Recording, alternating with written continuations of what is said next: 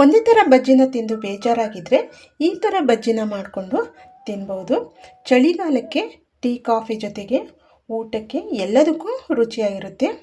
ಈ ಬಜ್ಜಿನ ಯಾವುದರಿಂದ ಮಾಡಿರೋದು ಅಂತ ಯೋಚನೆ ಮಾಡ್ತಾಯಿದ್ದೀರಾ? ಹಾಗಾದರೆ ಬನ್ನಿ ಈ ಬಜ್ಜಿನ ಯಾವುದರಿಂದ ಮಾಡಿರೋದು ಅಂತ ನೋಡ್ಕೊಂಡು ಬರೋಣ. ಎಲ್ರಿಗೂ ನಮಸ್ಕಾರ. ಇದು ಲೀಡರ್ಸ್ ಕನ್ನಡ ಚಾನಲ್. ನನ್ನ ಚಾನಲ್ಗೆ ಇನ್ನೂ ಯಾರು ಸಬ್ಸ್ಕ್ರೈಬ್ ಮಾಡ್ಕೊಂಡಿಲ್ವೋ ಅವರೆಲ್ಲ ಸಬ್ಸ್ಕ್ರೈಬ್ ಆಗಿ ಅಂತ ಹೇಳ್ತಾ, ಇವತ್ತಿನ ರೆಸಿಪಿಯಲ್ಲಿ ಮೂಲಂಗಿ ಬಜ್ಜಿನ ಮಾಡಿ ತೋರಿಸ್ತಾ ಇದ್ದೀನಿ. ಹಾಗಾದರೆ ಬನ್ನಿ ಈ ಮೂಲಂಗಿ ಬಜ್ಜಿನ ಯಾವ ರೀತಿ ಮಾಡೋದು ಅಂತ ನೋಡ್ಕೊಂಡು ಬರೋಣ. ಮೊದಲಿಗೆ ಇಲ್ಲಿ ನಾನು ಮೂಲಂಗಿ ಬಜ್ಜಿ ಮಾಡ್ಕೊಳ್ಳೋದಕ್ಕೆ ನಾನಿಲ್ಲಿ ಎರಡು ಮೂಲಂಗಿನ ತೊಗೊಂಡಿದ್ದೀನಿ.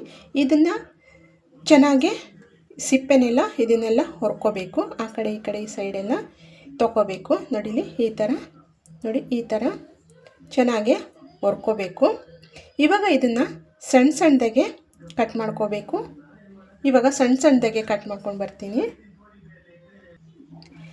ಇವಾಗ ಇಲ್ಲಿ ನಾನು ಮೂಲಂಗಿನ ಈ ಥರ ರೌಂಡಾಗಿ ಈ ಥರ ಕಟ್ ಮಾಡ್ಕೊಂಡಿದ್ದೀನಿ. ನೋಡಿ, ಈ ಸೈಜ್ ಕಟ್ ಮಾಡಿಕೊಂಡ್ರೆ ಸಾಕಾಗುತ್ತೆ. ನೋಡಿ, ಈ ಸೈಜ್ ಕಟ್ ಮಾಡಿಕೊಂಡ್ರೆ ಸಾಕು. ಇಷ್ಟು ದಪ್ಪ ಇದ್ದರೆ ಸಾಕಾಗುತ್ತೆ.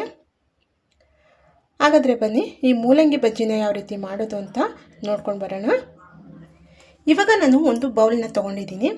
ಆ ಬೌಲ್ಗೆ ನಾನಿಲ್ಲಿ ಅರ್ಧ ಕಪ್ ಆಗುವಷ್ಟು ನಾನಿಲ್ಲಿ ಕಡಲೆ ಹಿಟ್ಟನ್ನು ಹಾಕ್ಕೊಳ್ತಾ ಇದ್ದೀನಿ. ನಾನು ಕಡಿಮೆ ಪ್ರಮಾಣದಲ್ಲಿ ಮಾಡ್ತಾಯಿದ್ದೀನಿ. ನಿಮಗೆ ಹೆಚ್ಚಿನ ಪ್ರಮಾಣದಲ್ಲಿ ಮಾಡಬೇಕು ಅನಿಸಿದ್ರೆ ಹೆಚ್ಚಿನ ಪ್ರಮಾಣದಲ್ಲಿ ನೀವು ಕಡಲೆ ಹಿಟ್ಟನ್ನು ತೊಗೋಬೋದು. ಇವಾಗ ನಾನು ಈ ಬೌಲ್ಗೆ ಹಾಕ್ಕೊಳ್ತಾ ಇದ್ದೀನಿ. ಇಲ್ಲಿ ರುಚಿಗೆ ತಕ್ಕಷ್ಟು ಉಪ್ಪನ್ನು ಹಾಕ್ಕೊಳ್ತಾ ಇದ್ದೀನಿ. ಉಪ್ಪನ್ನು ನೋಡಿಕೊಂಡು ಹಾಕ್ಕೊಳ್ಳಿ. ಇಲ್ಲಿ ಅರ್ಧ ಸ್ಪೂನ್ ಆಗುವಷ್ಟು ನಾನಿಲ್ಲಿ ಅಚ್ಚ ಖಾರದ ಪುಡಿ ಹಾಕ್ಕೊಳ್ತಾ ಇದ್ದೀನಿ. 1/4 ಟೇಬಲ್ ಸ್ಪೂನ್ ಆಗುವಷ್ಟು ನಾನಿಲ್ಲಿ ಅಡುಗೆ ಸೋಡಾನ ಹಾಕ್ಕೊಳ್ತಾ ಇದ್ದೀನಿ. ಇವಾಗ ಎಲ್ಲವನ್ನು ಒಂದು ಸಲ ಮಿಕ್ಸ್ ಮಾಡ್ಕೋಬೇಕು. ನೋಡಿ, ಈ ಥರ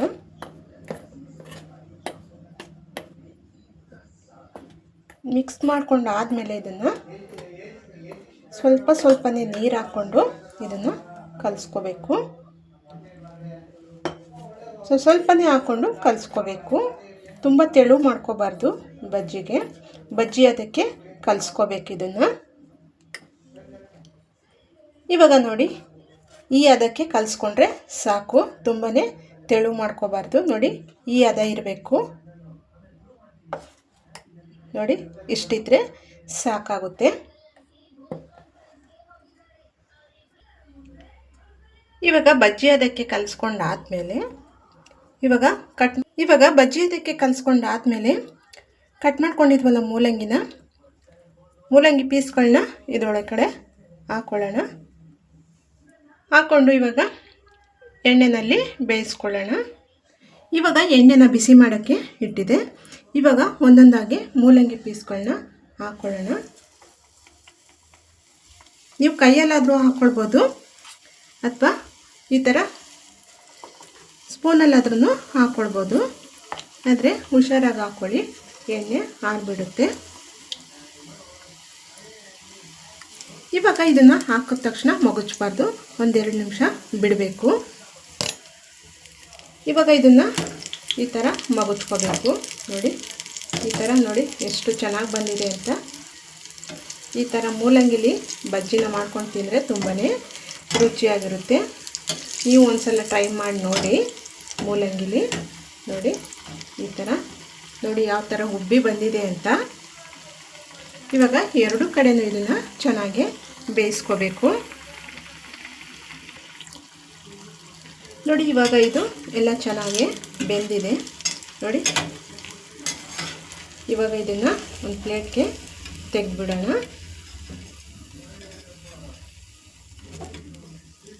ನೋಡಿ,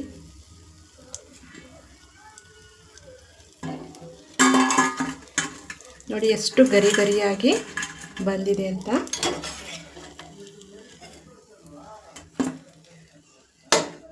ಇವಾಗ ನೋಡಿ, ಕೈಯಲ್ಲೂ ಹಾಕ್ಕೊಳ್ಬೋದು. ನೋಡಿ, ಕೈಯಲ್ಲಿ ಈ ಥರ ಹಾಕ್ಕೊಳ್ಬೋದು.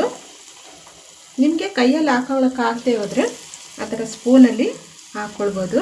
ನೋಡಿ, ಈ ಥರ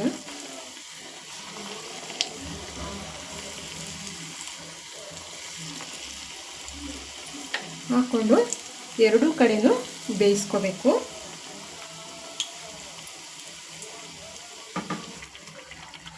ಇವಾಗ ಇದು ಆಗಿದೆ ನೋಡಿ, ಇದು ಸಹ ತುಂಬಾ ಚೆನ್ನಾಗಿ ಬೆಂದಿದೆ ನೋಡಿ.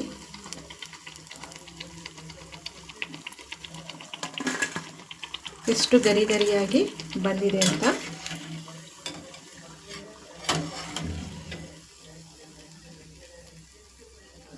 ಇವಾಗ ಗರಿ ಗರಿಯಾದ ಮೂಲಂಗಿ ಬಜ್ಜಿ ರೆಡಿ ಆಯಿತು.